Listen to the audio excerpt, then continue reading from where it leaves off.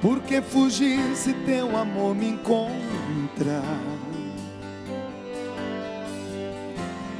Pra que gritar se o teu silêncio tudo diz? Faz-me fiel quando não quero ser. Somente a ti quero pertencer. Me toma em teus braços, Pai Criador. Me ensina a amar como ninguém me amou. Me toma em teus braços, me ama. Me toma em teus braços, Pai Criador. Me ensina a amar como ninguém me amou. Me toma em teus braços, me ama.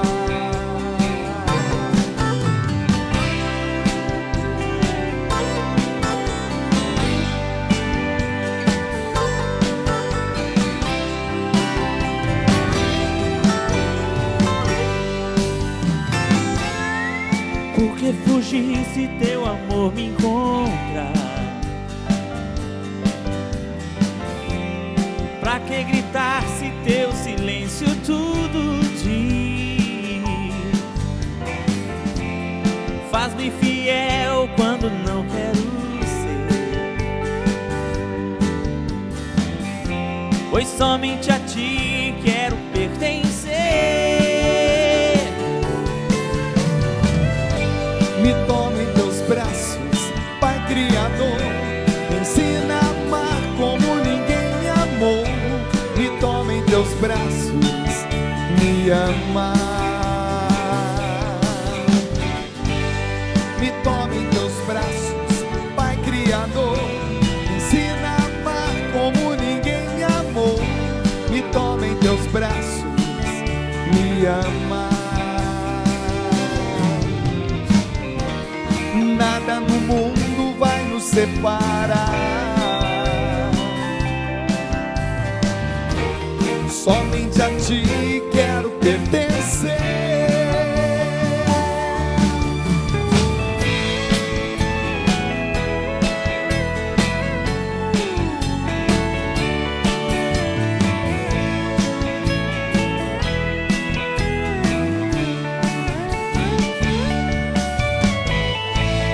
Me toma em teus braços, Pai Criador. Me ensina a amar como ninguém me amou. Me toma em teus braços, me ama. Meu querido amigo Charles, eu confesso que eu estou curioso já para saber como é que foi a sua conversão, mas nós vamos chegar lá ainda no terceiro bloco. Bom, então com 11 anos de idade, você vivia um contexto totalmente contrário, totalmente funesto, ou seja, contrário à saúde espiritual, psicológica, física, ou seja, era uma pressão violenta, ainda numa criança. Claro que isso gerou um jovem, um adulto, completamente desvirtuado. Como é que você caminhou a partir de então? A partir desses 11 anos de idade, vendo tudo isso, morte, ou seja, homicídios, tráfico, violência dentro da própria casa. Que jovem foi gerado a partir dessa realidade? Eu tive, na verdade, uma infância roubada, né? Por conta de todo esse contexto, né? Uma adolescência, uma infância, né? Toda perdida e toda corrompida. Eu me tornei uma espécie de jovem, na época ainda um pré-adolescente, né? Um adolescente, em quem as pessoas tinham aversão até mesmo de ficar perto, né? Porque tudo aquilo que era interno até então, isso acabou, né, saindo dos portões da minha casa para fora, e depois não é só todo aquele conflito familiar, né, mas dentro da minha casa foi o lugar onde eu fui gerado para o mal, infelizmente, Dunga, né? Dentro da minha casa foi um lugar onde eu tive as piores experiências, né, onde eu vi coisas que não é comum, né, para uma criança dos 9 a 11 anos aí até aqui, para poder ver. E quando eu saí para a rua para poder conviver e para poder estar mais inserido no meio da sociedade, eu já estava todo corrompido, né? Já era um jovem todo corrompido, todo destruído, né? Aquilo que eu tinha aprendido dentro de casa, o que eu via do meu pai, me tornei um reflexo dele. Então, me tornei uma pessoa que eu já não tinha mais respeito por ninguém, né? Até porque não tinha um respeito dentro da minha casa, isso nunca aconteceu. Então, na verdade, o tipo de pessoa que eu me tornei, de jovem que eu me tornei, foi um reflexo daquilo que era a minha vida, né? Não tem como, ninguém consegue sustentar uma máscara durante muito tempo, né? Então, infelizmente, eu era uma pessoa que dava aversão a amigos, a vizinhos, às pessoas próximas e até mesmo as mais distantes, né? Porque tudo aquilo que você faz, e isso é dentro de um contexto de droga, de crime, de homicídio, isso se alastra de uma forma muito grande. Então, a sensação que dá é que você é uma pessoa que se torna um ser humano desprezível. Não que eu não fosse aos olhos de algum, até por conta do contexto. Mas eu acredito, Dunga, que quando você está em uma situação como essa, envolvido, né, da maneira que eu estive envolvido, a última coisa que uma pessoa precisa, a última coisa que eu precisava, era de um olhar de condenação, de julgamento, né? Porque, assim, lógico, nós olhamos as pessoas e rotulamos as pessoas, e isso a sociedade acaba fazendo, mas querer saber o porquê que as pessoas estão ou cometem algumas coisas, isso é muito complicado. Então, ao mesmo tempo que eu entendo, lógico, todo um peso, todo um olhar, todo um julgamento, eu também sei que é um tipo de coisa que nós não precisamos. Então, eu fui o reflexo do que eu era dentro de casa. Havia algum tipo de alento dentro da sua casa, algum momento que você podia dar uma respirada, tipo assim, eu, meu irmão, eu, minha irmã, eu, minha mãe, havia momentos onde isso acontecia ou não? Sim, na verdade eu fui entender isso mais tarde, né? Porque infelizmente as drogas, elas te cegam, né? E você não vê valor no que está acontecendo ao seu redor, porque o teu olhar não está naquilo. Então, o meu olhar não estava nos gestos de afeto, no amor da minha mãe, da preocupação, daquilo que ela fazia e se desdobrava. Só que depois que o tempo passou, né, e eu saí das trevas e fui para a luz, eu olhei um pouquinho para trás, né, fiz uma retrospectiva, e todo aquele contato que eu tive positivo, eu fui entender isso mais tarde, né? Porque, embora eu tive um péssimo pai, e vi todo tipo de violência dentro da minha casa, a minha mãe sempre foi uma guerreira, Dunga, sempre foi uma batalhadora. A minha mãe foi quem sustentou a casa através de oração. A minha mãe, ela é a minha inspiração, né? Ela foi o motivo da minha conversão. Então, aquilo que eu entendi mais tarde, que foi o que me poupou até mesmo de muitas coisas, inclusive da morte, foi o fato, às vezes eu chegava em casa e estava drogado, alcoolizado, deitado na cama e queria levantar no meio da noite para ir num banheiro, tomar um copo com água, porque a droga, ela inibe o teu sono, e eu ficava constrangido, porque a minha mãe estava sempre aos pés da minha cama, rezando o terço dela, para que eu mudasse de vida. Então, era assim todas as noites, ela não falhou nem um dia, né? Todas as vezes que eu tentava me levantar, eu me constrangia, só que naquela situação eu pensava, isso aí não vai dar em nada. Deixa eu só dar um recadinho para essa mãe que está te vendo nesse momento, e que deve estar pensando, eu não sei mais o que fazer, não tem mais o que fazer com meu filho, ou não tem mais o que fazer com meu marido, não tem mais o que fazer com esse membro da minha família. Tem sim, rezar. Você está vendo uma pessoa, Charles, eu confesso, esse contexto de vida, nesses 15 anos de PHN, eu ainda não tinha visto uma casa com um clima tão desfavorável para uma pessoa dar certo, como ele deu certo. Hoje é um missionário, e dos bons, tá? Mas talvez você mãe, eu já fiz de tudo, não tem mais o que fazer. Já pegou o terço? Já sentou na beira da cama do teu filho, enquanto ele dorme, ou enquanto ele está desmaiado, e rezou o terço? Não, isso não fiz. Então faça. Dá essa chance. Convida a Nossa Senhora para estar com você nessa sua batalha, porque foi proposital a minha pergunta. Por quê? Porque no meio de todo esse contexto, Olha o que o Charles se lembra. Porque no meio de todo aquele contexto, no meio das covas cavadas no quintal, no meio do contexto onde ele era obrigado a participar do enterro dessas pessoas, desses homicídios, dentro da própria casa, o tráfico, a violência psicológica, sexual, violência física mesmo, mas ele se recorda da mãe rezando o terço. Cada conta daquele terço foi responsável pela conversão, que nós vamos saber como é que se deu daqui a pouquinho. Mas quer dizer, disso você se recorda, mesmo dentro de todo esse contexto. Com certeza, né?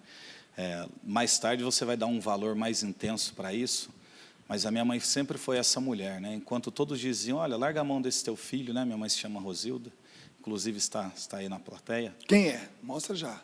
Levanta a mão, mamãe. Mamãe, essa é uma salva de palmas para ela, né, gente? Essa é guerreira. Que beleza, hein? É uma mãe jovem, bonita. Jovem. Ao lado dela é minha esposa e a minha filha, Luciana e a Kathleen. Inclusive, estava com a sua filha lá no camarim, maquiando. Como é que é o nome dela mesmo? Kathleen. Ô, Kathleen, dá um tchauzinho aqui pro tio. Aí que é, Kathleen. Linda ela, linda. Bom, meu irmão, mas fala mais desse fundo do poço, porque você nem falou tudo ainda, nem falou nada, porque é muita coisa, mas que contexto doloroso de drogadição, de tráfico, de violência que foi tomando conta da tua vida. Então, estava toda destruída e dilacerada a minha vida, e a minha mãe sempre insistente, né? Eu sei que as pessoas, né, diziam, olha, larga a mão desse teu filho, porque não tem jeito, né? Aquilo que o teu marido não fez dentro de casa, né, que foi tirar a sua vida, a vida da tua filha, o teu filho vai fazer. E todos diziam que não tinha jeito, Dunga. Aquilo que eu ouvi, né, durante a minha adolescência foi isso: esse menino não vai chegar aos 18 anos ou vai apodrecer dentro de uma penitenciária. Então era aquilo que eu ouvia de costume. Para as pessoas era alguém que não tinha importância, não tinha valor, por conta da circunstância que eu vivia, né? Eu cheguei num estado na onde até mesmo, né, eu acreditava que não tinha mais saída, né? Porque mesmo você estando no meio do crime das drogas, quando nós estamos nessa circunstância, a gente é seduzido por tudo isso e gosta de tudo aquilo, porque é um mundo de sedução. Só que chegou em um ponto onde eu olhei assim, eu não via mais esperança e nem saída, por conta de um peso. Você vai vivendo e aquilo vai pesando, e chega uma hora que te sufoca de uma forma tão intensa. Eu cheguei num estado assim, que eu já estava com uma vida dilacerada pelas drogas, ainda muito novo, né? Antes de completar 14 anos, já tinha 3 homicídios, já tinha uma vida toda destruída, visto tudo o que eu vi dentro de casa, que eu contei assim, aqui.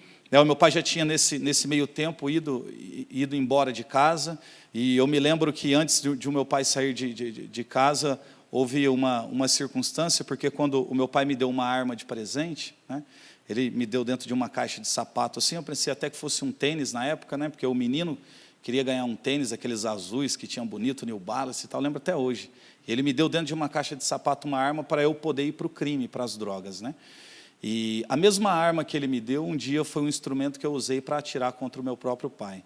Eu me lembro que aquilo que motivou, né, para isso foi o meu pai ter agredido muito a minha mãe, e isso, aquela cena ficar, né, na minha memória, e eu imaginando a minha mãe caída no chão, toda ensanguentada, infelizmente, né? E aquilo foi mexendo no meu interior, e às vezes em casa eu deitado num quarto, meu pai no outro, eu pensando uma forma de tentar tirar a vida dele.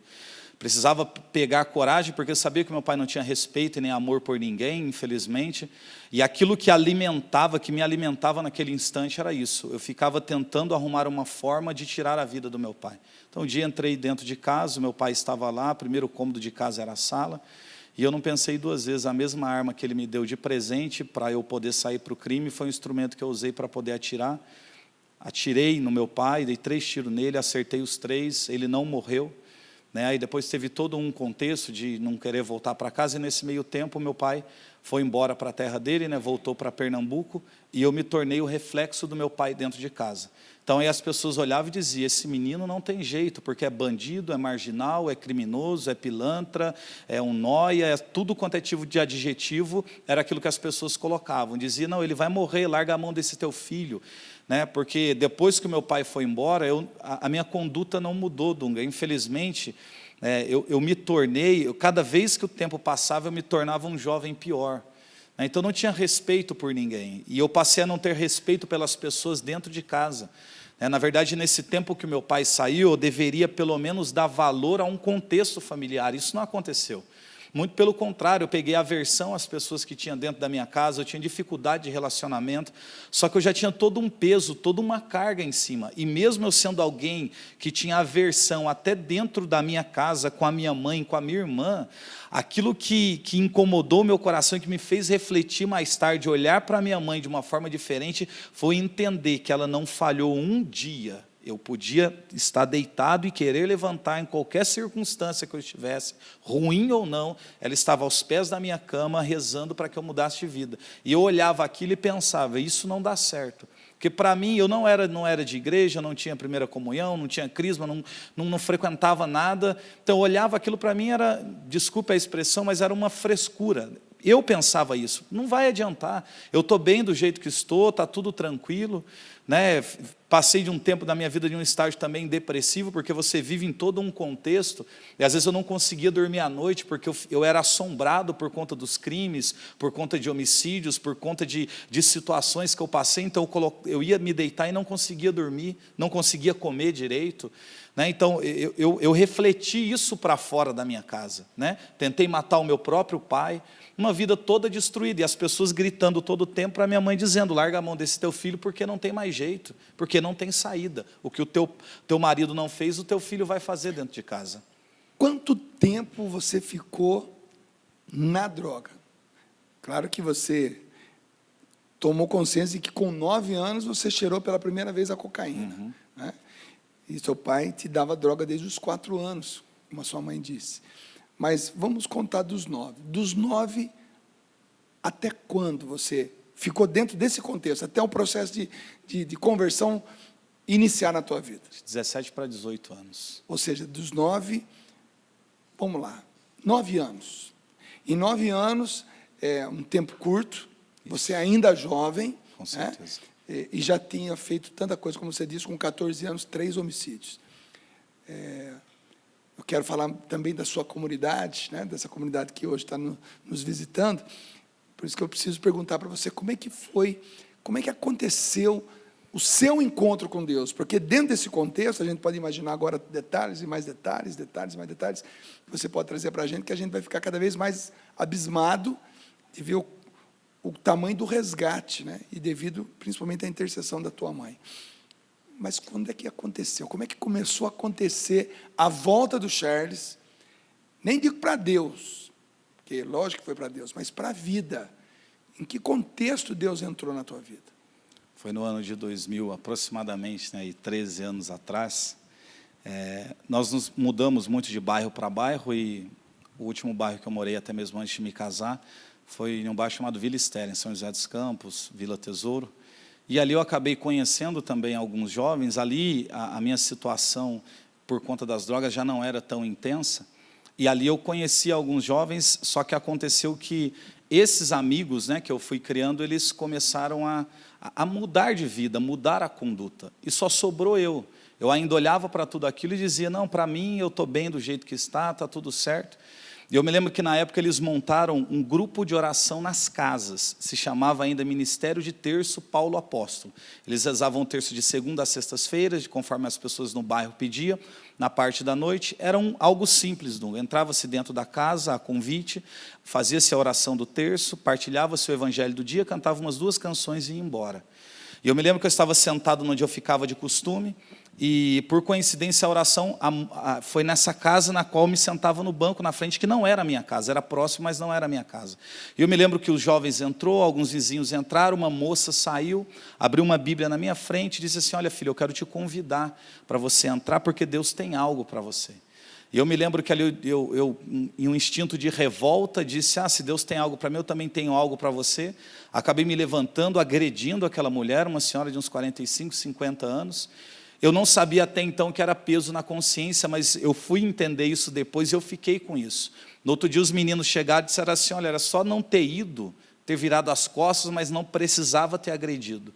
E aí eles me fizeram novamente o convite, e eu fui nessa oração justamente porque eu tive a sensação que eu estava devendo alguma coisa. precisava pagar, aquilo que eu tinha feito não tinha sido uma coisa correta, embora eu vivesse todo aquele contexto. Eu lembro que se passou ainda 1 mês e meio, 2, quase 3 meses, não sou muito preciso com data, e eu fui na casa, só que era reunião de núcleo dos meninos, tinha menos de 10 pessoas, uns 8, 9 jovens, cheguei atrasado, entrei no quarto do rapaz chamado William, que foi o irmão responsável pela minha conversão, quem Deus usou naquele dia. Eles estavam sentados, ajoelhados em círculos assim no quarto, uma cama de solteiro, um guarda-roupa, eu pulei por cima deles e sentei, igual estou sentado aqui. Ele em um canto com violão na mão, eu fiquei olhando, eles nessa forma expressiva, né, carismática de orar, eu olhei e assustei, né, eu pensei até que era alguma coisa que tinha a ver com macumba, mas menos com igreja. Eu olhei e pensei, o que eu vim fazer nesse lugar? Não deveria estar aqui. E ele começou a conduzir uma oração, os meninos rezavam, e ele disse, olha, feche os olhos. Só eu estava com o olho aberto. Para mim era conveniente fechar os olhos, eu fechei os meus olhos e disse, imagine um crucifixo, Jesus na cruz. E dentro da minha casa, por pior que fosse o contexto, existia um crucifixo na parede, eu imaginei aquele crucifixo da minha casa e fiquei com aquela cena com os olhos fechados. Ele começou a falar a respeito do sofrimento de Cristo, da morte de Cristo, que Jesus padeceu para nos dar a salvação, dizendo que existia esperança. E eu lembro que à medida que ele foi conduzindo aquela oração, foi mexendo, movimentando algo diferente dentro de mim.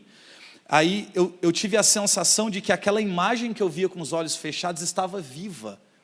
E eu abri os olhos para tentar ver outra coisa, porque eu assustei e eu vi a mesma coisa. Então eu esfregava desesperadamente as mãos nos olhos, tentando ver outra cena e não conseguia. Eu tinha a nítida sensação de que o Cristo que eu imaginava naquela cruz ali estava vivo, estava respirando, vertendo sangue. E eu me lembro que ele, dando ênfase sobre os pregos, a coroa de espinho, falando de todo o sofrimento, aquele dia a minha vida passou em questão de segundo diante dos meus olhos. Tudo aquilo que eu tinha feito, Dunga, que eu não vi pesou em mim aquele dia. Né? Eu não me lembro até então um dia que eu tinha chorado, porque eu era uma pessoa muito difícil por conta do contexto, com sentimentos. Eu me lembro que eu tremia muito, eu chorei demais naquele dia, porque eu enxerguei uma esperança, uma solução e um amor incondicional tão grande, mas tão grande, por conta daquele que estava na cruz, que eu vi ali naquele instante. Da onde eu estava, eu não consegui fazer outra coisa, eu só dobrei os meus joelhos no chão, chorava demais e disse, Deus, se o Senhor é Deus, então muda a minha vida. O William dedilhou uma canção, Ninguém Te Ama Como Eu. A música fala tudo, né, a ver com a cruz, com conversão. Aquilo entrou dentro do meu coração, mas foi me despedaçando, me rasgando por inteiro. Eu chorei demais, cumprimentei todo mundo ali, cumprimentei o William, Deus abençoe a vida desse irmão. Eles perguntaram, Charles, você gostou? Não, gostei, foi bom. Dunga, eu tentei, depois daquele dia, eu tentei voltar a usar droga, tentei voltar a roubar, eu tentei voltar a fazer as coisas que eu fazia de costume, mas tudo aquilo que eu tentava fazer, uma mão e uma arma que eu colocava, eu via a imagem de Jesus crucificado, eu não conseguia. Eu fui naquela noite, numa sexta-feira, por volta de umas 9h30 da noite, impactado pela cruz de Cristo, né, pelo crucificado. Eu sou apaixonado por Jesus crucificado. Então ali fez com que eu me recordasse da oração da minha mãe, aquela canção dilacerou o meu coração, o convívio com os irmãos, tentei voltar para a vida velha, mas o impacto que eu tive foi muito intenso, muito forte. Voltei de novo para os meninos e disse, olha, está acontecendo alguma coisa comigo, porque tudo que eu tento fazer, eu vejo imagem de cruz, de cruz, de cruz. Eles, na sabedoria que só Deus dá, disse, olha, ou você anda conosco, ou você vai ficar louco, vai surtar. E eu passei a andar com eles, então fui, me aproximei, né? Não frequentava a missa, não conhecia grupo de oração, participei desse ministério de terço, né? Então a minha conversão ela foi muito forte, foi 1 segundo, Dunga, que eu dei para Deus. Né? Às vezes as pessoas participam de eventos, né? Vêm até em acampamento, retiro de 3 dias fechados e tal. Foi 1 segundo que eu dei para Deus por conta de uma dívida que eu entendia que eu tinha por conta de uma ação negativa minha. Deixa até eu recordar, para quem está em casa, de repente ligou aqui agora, né? Ele tinha sido convidado para o terço por uma mulher que, aparentando 40, 45 anos, e que a mulher disse a ele, olha, vem para cá porque Deus tem algo para você. Ele simplesmente se levantou, falou, também tem algo para você, e agrediu essa mulher.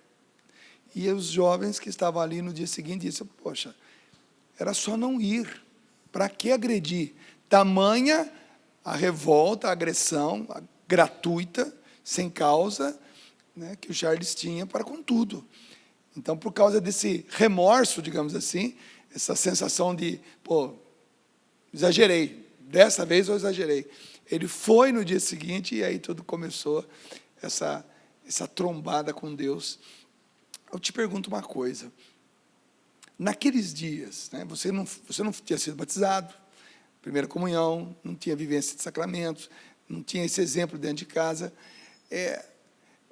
O que você entendia que estava acontecendo com você? Porque quando a gente não é catequizado, e de repente a gente começa a ser evangelizado, é uma sensação diferente, porque uma coisa é você ser catequizado quando eu era pequeno, eu fiz primeira comunhão, fiz minha primeira confissão, fui crismado, frequentei ambiente de igreja, me afastei e agora senti o amor de Deus, eu estou voltando para aquilo. Outra coisa é a pessoa nunca ter ido à igreja, não sei o que é confissão, missa, comunhão, Bíblia, mas de repente eu sinto o amor de Deus, quer dizer, agora eu tenho que voltar para onde? Sendo que eu nunca fui em nenhum lugar. Como é que era isso? Era novo demais, muito complexo, e ao mesmo tempo era assustador, né? Eu não entendia, não sabia rezar, não sabia fazer nada, mas o sentimento que existia dentro de mim, o desejo, aquilo que brotou dentro do meu coração, foi muito intenso. Peraí, né? segurei, foi muito intenso. Tem o terceiro bloco ainda, calma, você vai conhecer a mãe dele, a esposa dele, a filhinha dele, falar um pouquinho da comunidade. Lembra do Ei Você, do Diácono Nelson Correia? Dá vontade de cantar essa música agora? Ei Você, né? Essa música deve ter mais ou menos uns 30 anos, é do nosso querido Diácono Nelson Correia, mas diante desse testemunho eu queria cantar essa música, porque talvez você que esteja em casa, tenha chegado da rua agora, você de repente até drogado, e está vendo esse testemunho, e caramba, esse cara é mais louco do que eu, se deu certo com ele, vai dar certo com você também. Não diga, já fiz tudo, não sei mais o que fazer. Senta na beira da cama enquanto essa pessoa dorme e reza o terço. Tá bom? Essa música é para você. Aí, Diácono, essa é uma homenagem para você também. Ei você,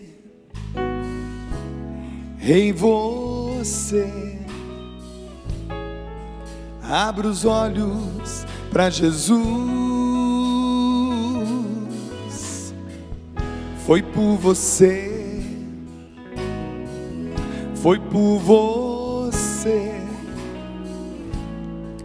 que Ele morreu numa cruz.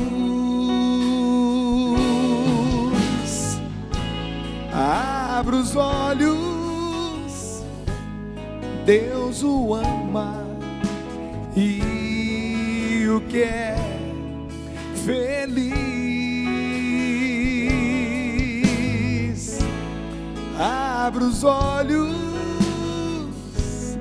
Deus o ama e o quer feliz.